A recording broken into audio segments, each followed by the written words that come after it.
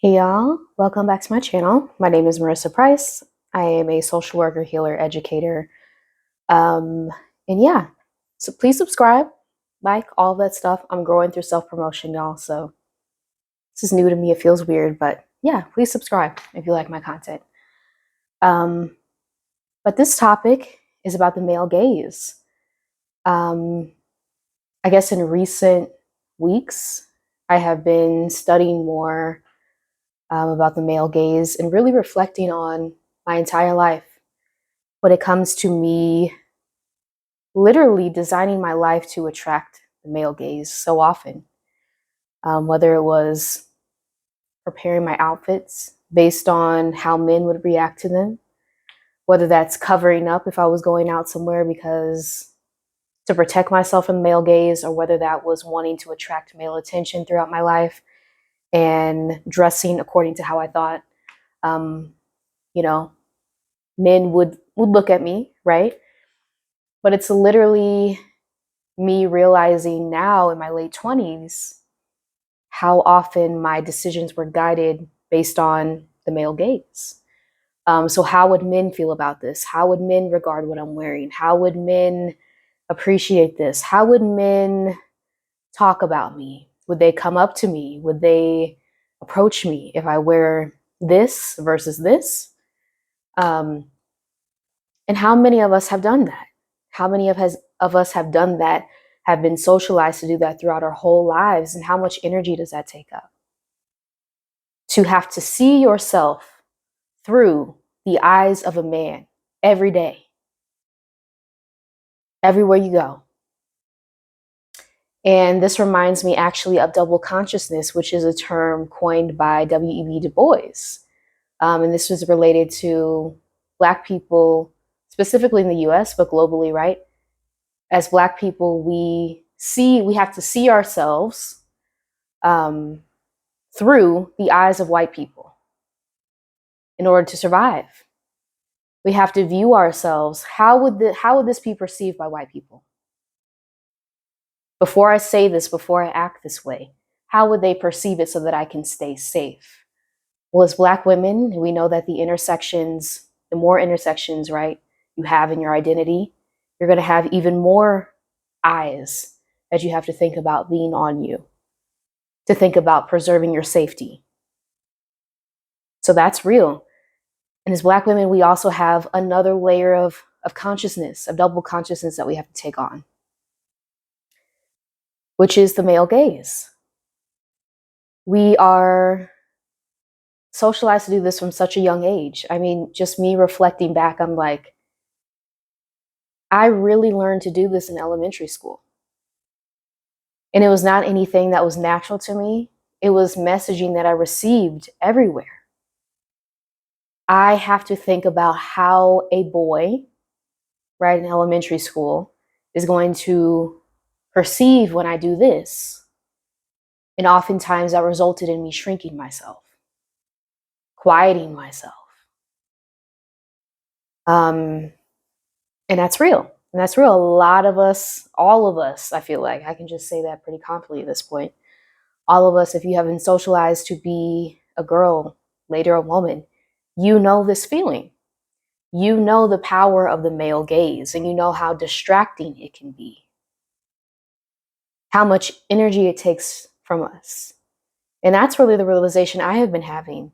All of this energy I had been putting in my whole life to make sure I looked pretty for men to gaze at. Why? I'm not here to look pretty for you. How I look has absolutely nothing to do. That's the least interesting thing about me. And I'm here contorting myself sometimes, wearing shoes that are uncomfortable, wearing clothes that are uncomfortable to try to attract the male gaze. Or the converse, covering up, putting on, extra layers of clothes, putting on stuff maybe I don't want to wear to deflect the male gaze. So all of my actions are literally what would a man do based on XY conditions.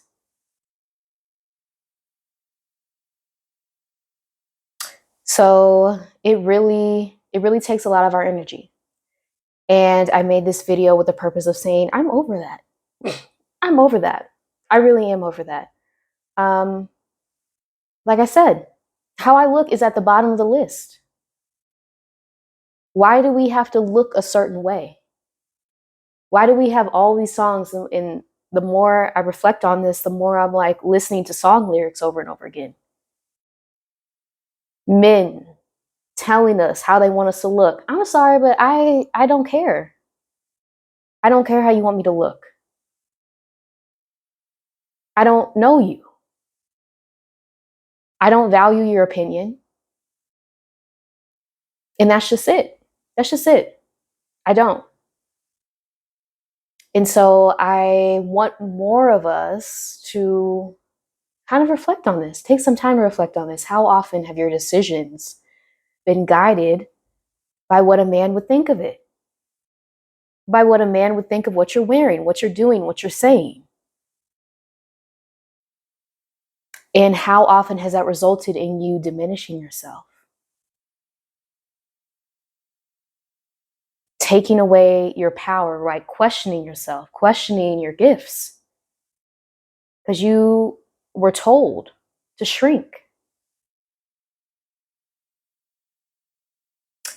And I feel that the more of us really come to this realization, can we just get free of this? What if we freed ourselves with a male gaze? What possibilities would exist for us? If we weren't worried about what old dude over there thought about what we wore when I got dressed in the morning, what if I just got dressed for myself? What if I wore what was comfortable, not what would appeal to a man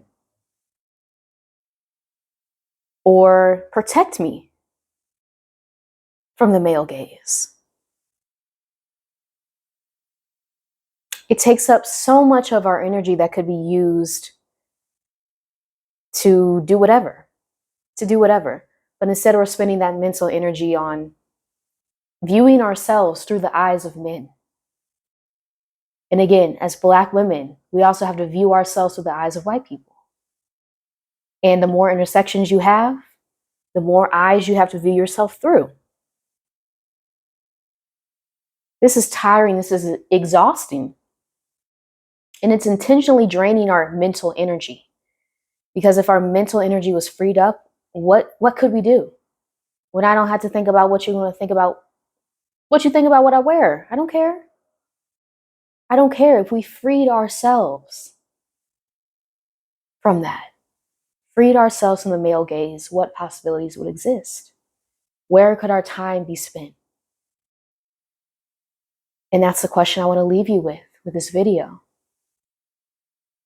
What would happen if we freed ourselves from the male gaze? So I hope this video was helpful. And if you do reflect on that question and you do want to leave a comment, I would love to read it. I would love to read it. Respectful comments, because I will block someone in a second. But all respectful comments are always welcomed, and I so appreciate them. And I appreciate you watching. Again, please subscribe if you like my content.